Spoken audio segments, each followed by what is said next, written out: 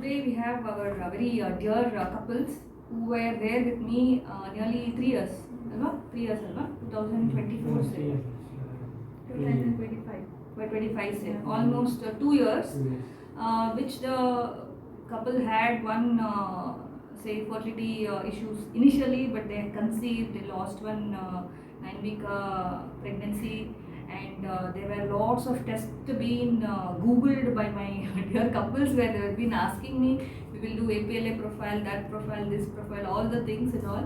And later on I just backed up like telling that no need of any test, is it? You Yes. people were asking about all Yes. those things. So here we didn't let them to do anything which was unnecessary. So we just focused where it was necessary and we pulled it on further. And she had some fibroid issue which is all normal for many of them.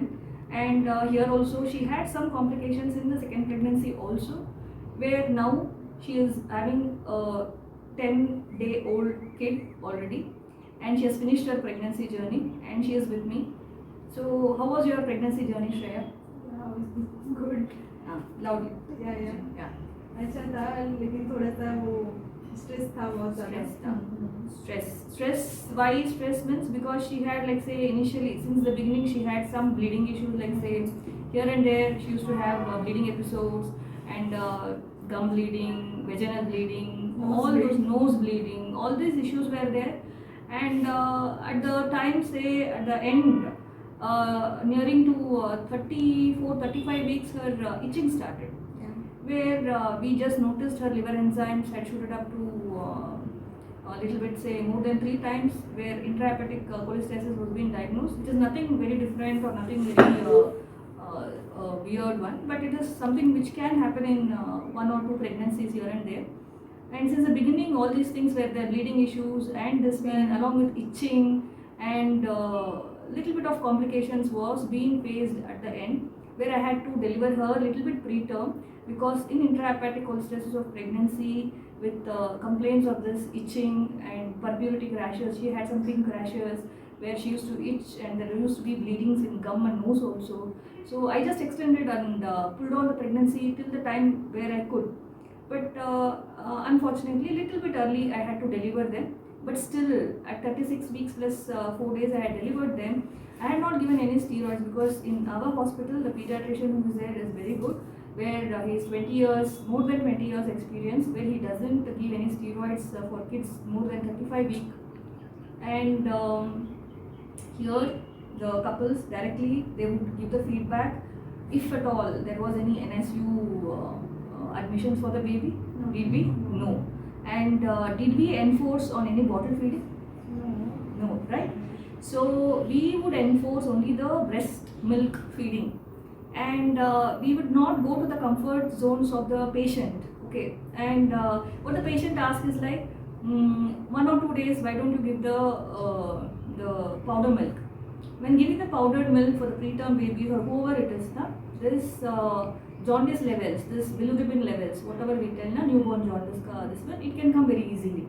Where again telling that baby want phototherapy, all those admissions will increase. So here the genuinity and the treatment part is like, say we don't want any extra admissions, but the cost wise we are not compensating. We are putting reasonable cost where it will not be very low. I am not telling it's very low. We would put a reasonable cost where the care is equal to that. And patients can trust us at any point of time, where each and everything would be done with a good outcome only and with good intention. There is so much of commitment from the doctor side also, where I can tell that, say I was out with my kids for some outing, and we had booked some tickets also. But when my patient called me telling that there was a leaking and there was a little bit reduced movement, I just came back. That is a commitment what we give to the patient who trust us. I don't tell that for all the patients who just come and shop and then go. It's for my patients who trust me, we just try to give it the same back. And throughout the journey, these couples are from Bengal, where they don't have their parents with them. But throughout the pregnancy, only the husband who used to accompany her, come with her, and try to take plus minus everything with her. And so this could be possible with his main support. So how do you feel, Sukrit? Yeah, really, big journey for me and it's a great achievement for me. And especially thanks to madam. Is the full supportive to me in my home side. No one is there. I am only the supporting to her and thank you for your 100% support to her. And in last itself we did it. We are fully happy with the hospital, everything, facilities, everything well, and we made the patients everything well, and we got the result. We did it. Results are very much important. Yes. So here again I'm repeating, no unnecessary admissions telling that we'll be putting in ICU or NSU. We have a ventilator. Don't mean that like say we don't have a ventilator. We have both neonatal and the adult whatever the ventilator they do use. So we have it for the backup, but we don't utilize it for making money. And the patients can easily trust and try to ask your questions rather than having the doubt regarding the treatments. But it's like say you have to just have an open mind to just go through the things what the doctor tells. Not only here, like me, there will be many doctors who are really genuine to their patients. So when you go, you try to ask the questions, get the answers, and try to gain the trust where the doctor will be trying to give you the same. Hope so this is useful for you. Thank you.